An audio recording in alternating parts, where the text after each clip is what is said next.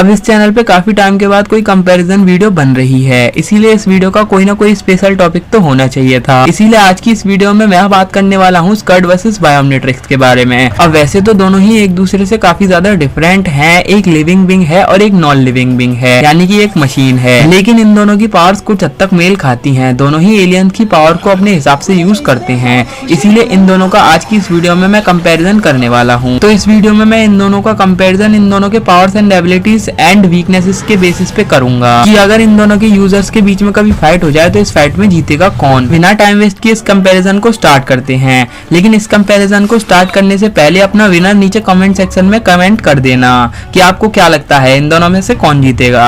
तो सबसे पहले अगर बात करें स्कर्ड के बारे में, तो स्कर्ड एक लिविंग बीइंग है जो कि किसी भी एलियन की पावर को अपने हिसाब से यूज कर सकता है, चाहे वो मशीन हो, चाहे एलियन हो, चाहे किसी की भी पावर हो, वो अपने हिसाब से उस पावर को यूज कर सकता है। और ऐसी बात नहीं है कि स्कर्ड एक बार उसकी पावर को यूज करके दोबारा यूज नहीं कर सकता। अगर किसी यूजर की पावर को उसने पहले यूज कर लिया है तो बाद में भी स्कर्ड उसकी पावर को यूज कर सकता है, क्योंकि स्कर्ड के पास एक एडवांटेज है। स्टैट्स की बात करें तो स्कर्ड खाइबर की नेमिट्रिक्स के साथ जब मिल गया था तो उसने ओमनिट्रिक्स के एलियन को भी काफी अच्छी खासी टक्कर दी थी, ऑलमोस्ट हरा ही दिया था उसके एलियंस को। हालांकि ये भी बात सही है कि नेमिट्रिक्स के एलियंस प्रेडिएटर होते हैं ओमनिट्रिक्स के एलियंस के, तो ऑब्वियसली हराना था ही। फिर भी अगर नेमिट्रिक्स के प्रेडिएटर ना होते एलियंस तब भी टक्कर तो दे ही देती ओमनिट्रिक्स के एलियंस को। एक बार तो स्कर्ड ने रेत के साथ मर्ज होके एक्सोस्कल को काफी बुरी तरीके से पीटा था, जहां पर मालगैक्स अटैक एपिसोड में मालगैक्स को एटॉमिक्स भी अपनी पावर के साथ नहीं हरा पाया था, वहीं पर वैम्पायर के साथ मर्ज होके स्कर्ड ने मालगैक्स को काफी आसानी से हरा दिया था।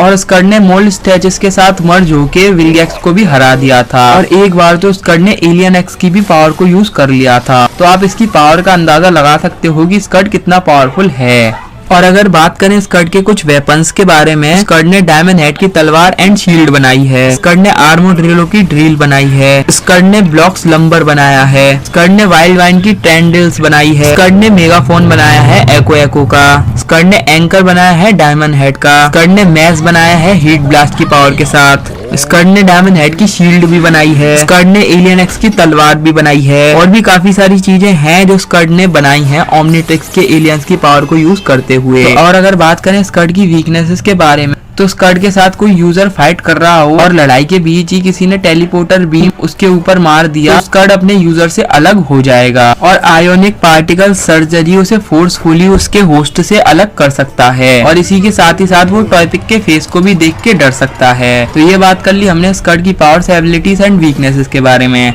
चलो अब बात करते हैं बायोमनेट्रिक्स की पावर्स एंड एबिलिटीज के बारे में। तो बायोमनेट्रिक्स एक डिवाइस है जो कि दो एलियन का फ्यूजन बना सकता है, क्योंकि बायोमनेट्रिक्स दो ओमनिट्रिक्स से मिलके बनी है। इसकी वजह से बायोमनेट्रिक्स किसी भी दो एलियन का फ्यूजन बना सकती है, चाहे किसी एलियन को एलियन एक्स के साथ ही फ्यूज करना हो। और बायोमनेट्रिक्स अपने यूजर को भी प्रोटेक्ट करती है, बायोमनेट्रिक्स अपने यूजर को कभी मरने नहीं देती। चलो अब बात करते हैं बायोमनेट्रिक्स के फीट्स के बारे में। तो बायोमनेट्रिक्स के साथ में बेंटन 1000 ने जब विकचक का फ्यूजन बनाया था तो उसने एक्सोस्कल और सुबडोरा को आसानी से हरा दिया था।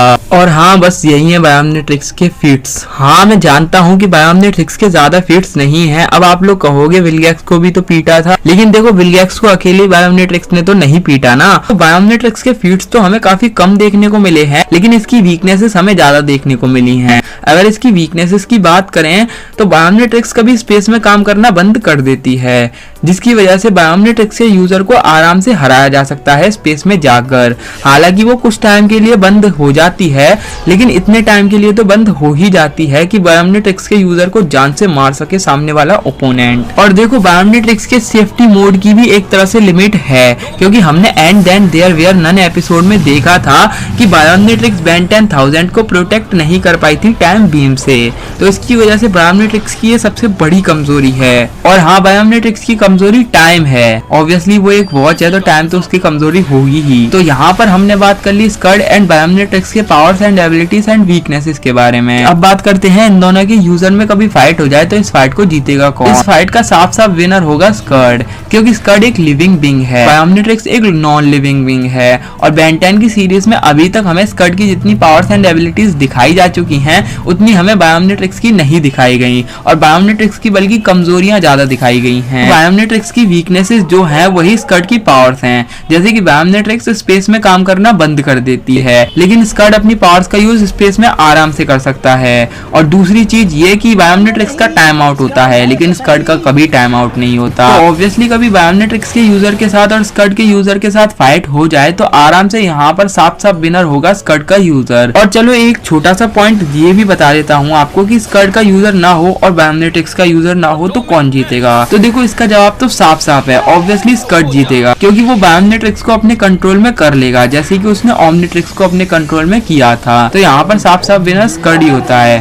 तो बस आज की इस वीडियो में इतना ही। अगर वीडियो आपको पसंद आई हो तो वीडियो को लाइक कर देना, चैनल को सब्सक्राइब करके बेल आइकन को ऑल पे सेलेक्ट कर देना। तब तक मिलता हूँ आपसे अगली